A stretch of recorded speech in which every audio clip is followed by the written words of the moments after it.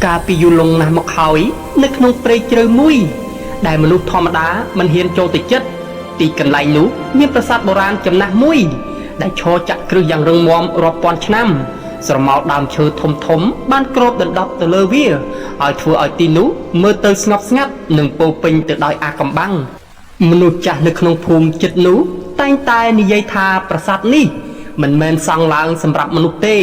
แต่สำหรับภพเทวดา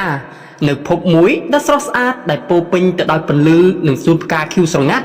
มีเต็บอับซอจิจรอนรู้เนื้อได้ซอกซานเต็บอับซอแต่งตายจบเลยตึก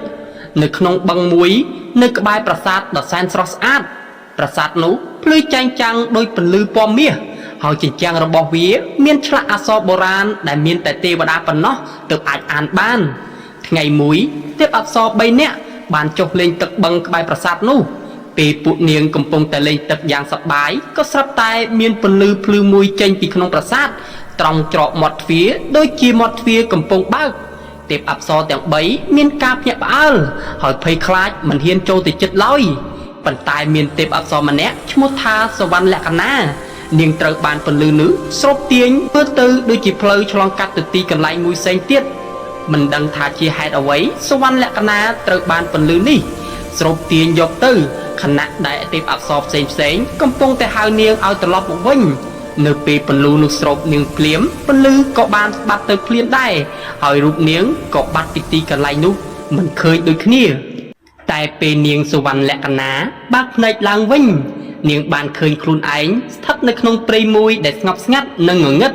prasad đại nơi một niềng mình frost art đôi nực phô bò niềng tê bàn tái chi prasad cha đã bay bạ nâng po pin từ đôi sập chơ sầu văn lẹ cana niềng pay khai na niềng mình đăng thà khuôn một đo tina tê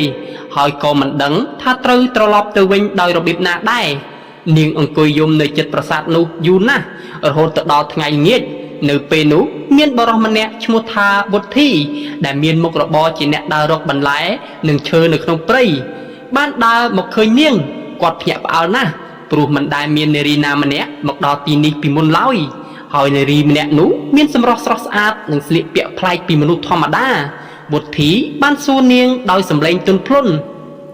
tai nè chi nè na hai đầu ấy ban một ông coi dùng nơi tini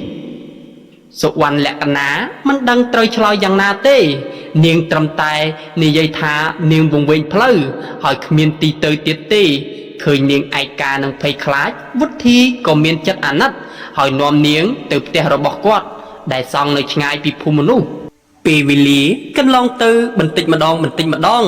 สุวรรณและกนาบ้านสกอชีวิตมนุษย์เนียงรินเฟิร์มฮอบรินดำบรรลัยหนึ่งรัวเนยจมวยวุฒิโดยจีมนุษย์ธรรมดาจัดอหนึ่งเพียบสมอตรองระบบวุฒิบ้านทัวเอาเบดดงเนียงจับดาวกัดจัดสลัง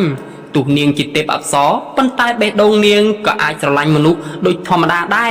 เนื้อตีบ่มพดพวกเกตังปีบ้านสลังขี้เอารูเนยจิบได้ประปนมวยระยะกลอยมกพวกเกมีนโกมันเนี้ยได้มีนมุกสรสอาดหนึ่งเพลย์พลือโดยประจันวุฒิสบายจัดนะปลุกกอดมันได้กระทาชีวิตเนี่ยไกลกรอด้วยกอดหนึ่งมีนครูซาดอกเกาะได้แบบนี้เลยปันตายจัดสวรรค์เนี่ยกันนะ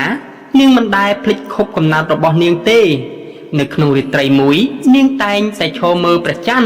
หายแก้วพเนยระบอบเนียงปูปิงแต่โดยตึกพเนย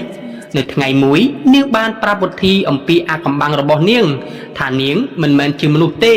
แต่จีเตปะซอได้วงเวงหมกดอกพมนุษย์ตามประสาทอากำบังนู่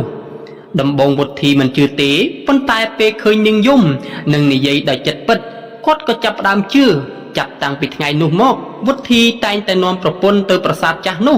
ดำใบสไฟโรควิธีตลอดตัววิ่ง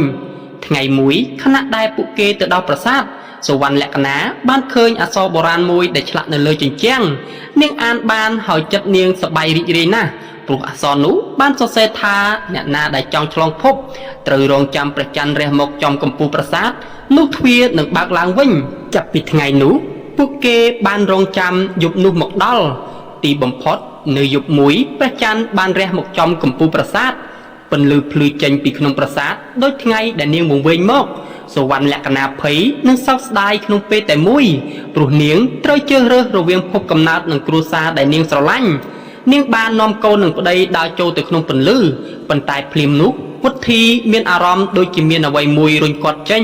មិនឲ្យចូលទៅក្នុងគាត់មិនអាចឆ្លងទៅជាមួយនាងបានឡើយពន្លឺក៏បិទវិញហើយសវណ្ណលក្ខណានឹងកូនក៏ទៅបាត់វុទ្ធីឈរមើលប្រាសាទដែលកែវភ្នែកពោពេញទៅដោយទឹកភ្នែកចាប់ពីថ្ងៃនោះមកគាត់តែងតែទៅអង្គុយចាំនៅប្រាសាទចាស់នោះជារៀងរាល់យប់ប្រច័ណ្ឌពេញវង្សដោយក្តីសង្ឃឹមថាប្រពន្ធនិងកូននឹងត្រឡប់មកវិញម្ដងទៀតមនុស្សនៅក្នុងភូមិបាននិយាយថាពេលខ្លះនៅយប់ស្ងប់ស្ងាត់គេបានឮសំឡេងនារីស្រែករំភើយនៅក្នុងប្រាសាទហើយមើលឃើញពន្លឺភ្លឺតូចដូចជាផ្កាយគេជឿថាសវណ្ណលក្ខណាមិនអាចបំភ្លេចប្តីរបស់នាងបានទេហើយចិត្តនាងនៅតែស្រឡាញ់គាត់រឿងនេះចង់បង្ហាញថាស្នេហ៍ពិតមិនពាក់ព័ន្ធទៅនឹងភពឬជីវិតណាមួយឡើយទោះជាមនុស្សឬទេវតាក៏អាចស្រឡាញ់គ្នាដោយចិត្តស្មោះបាន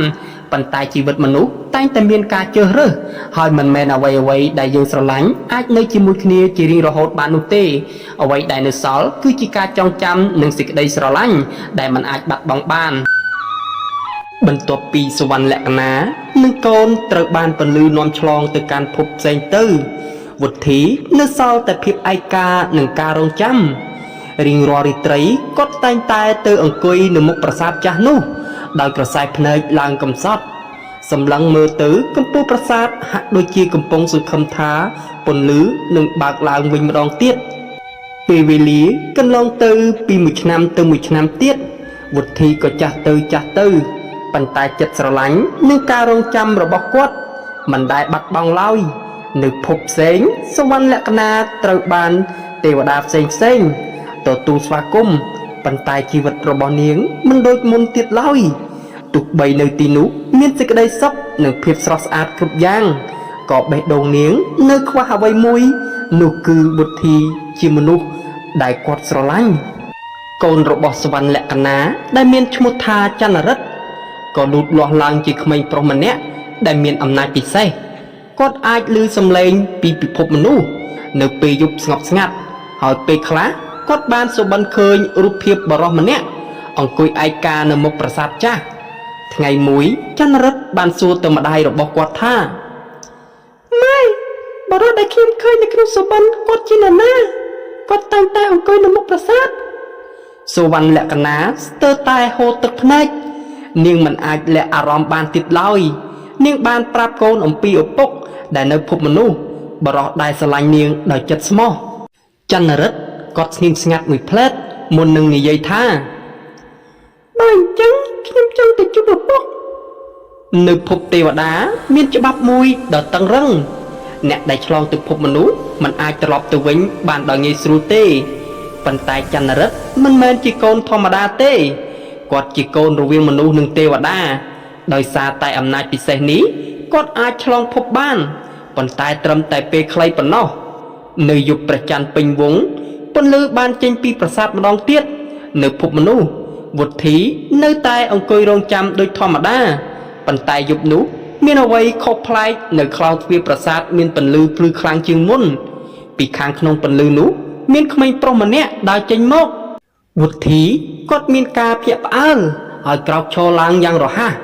គាត់មើលទៅក្មេងនោះយ៉ាងចម្លែកភ្នែក